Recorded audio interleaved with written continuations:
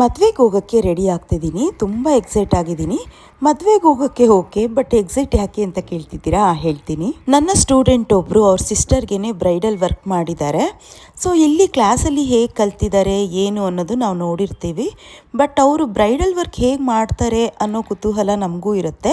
ಅದಕ್ಕೋಸ್ಕರ ಇವತ್ತು ಹೋಗ್ತಾ ಇದ್ದೀನಿ. ಬ್ರೈಡು ಅವ್ರ ಸಿಸ್ಟರು ಎಲ್ಲನೂ ನನಗೆ ಪರಿಚಯ ಇರೋರೇನೆ.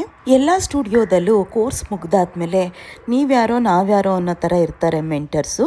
ಬಟ್ ನಾನು ನನ್ನ ಸ್ಟೂಡೆಂಟ್ಸ್ ವರ್ಕ್ ಹೇಗೆ ಮಾಡ್ತಿದ್ದಾರೆ ಅಂತ ಫಾಲೋ ಅಪ್ಪಲ್ಲಿ ಇರ್ತೀನಿ. ಯಾವಾಗಲೂ ಏನಾದರೂ ಕರೆಕ್ಷನ್ ಇದ್ರೂ ನಾನು ಡೈರೆಕ್ಟಾಗೆ ಹೇಳ್ತೀನಿ. ಇದನ್ನ ಅವ್ರು ಹೇಗೆ ತಗೋತಾರೆ ಅನ್ನೋದು ಅದು ಅವ್ರಿಗೆ ಬಿಟ್ಟಿರುತ್ತೆ. ಇವಾಗ ನೋಡಿ, ಈ ಡ್ರೆಸ್ಗೆ ಮ್ಯಾಚ್ ಆಗುವಂತ ಕುಂದನ್ ಬ್ಯಾಂಗಲ್ಸ್ ನ ಹಾಕೊಂಡಿದ್ದೀನಿ. ಫೈನಲ್ ಆಗಿ ಔಟ್ಲುಕ್ ಈ ತರ ಬಂದಿದೆ. ಈ ಮದ್ವೆಗೆ ಹೋಗೋಣ. ಮೇಕಪ್ ತುಂಬಾನೇ ಚೆನ್ನಾಗಿ ಬಂದಿತ್ತು, ಬಟ್ ಹೇರ್ ಸ್ಟೈಲ್ ಇನ್ನೊಂದ್ ಸ್ವಲ್ಪ ಚೆನ್ನಾಗಿ ಮಾಡ್ಬೋದಿತ್ತು ಅನ್ನಿಸ್ತು ನನ್ಗೆ. ತುಂಬಾ ಜನ ರೇಡಿಯೋ ಜಾಕೀಸ್ ಎಲ್ಲ ಬಂದಿದ್ರು. ಅವ್ರನ್ನೆಲ್ಲ ನೋಡಿ ತುಂಬಾನೇ ಖುಷಿ ಆಯ್ತು. ಇದಾಗಿತ್ತು ಇವತ್ತಿನ ವ್ಲಾಗ್. Thanks for watching.